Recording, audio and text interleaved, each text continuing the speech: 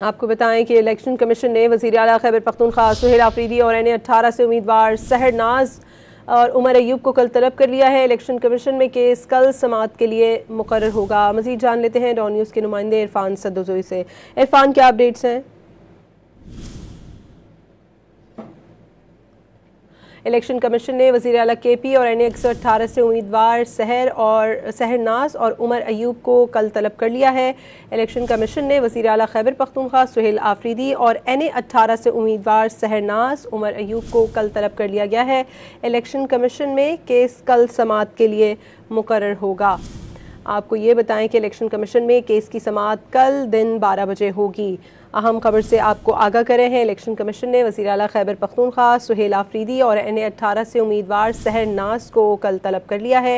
Election commission में case की समाअत कल दिन 12 बजे मुकर्रर की गई है।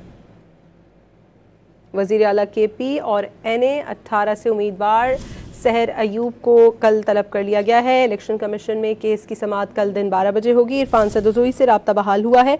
इरफान, क्या डिटेल्स हैं आपके पास?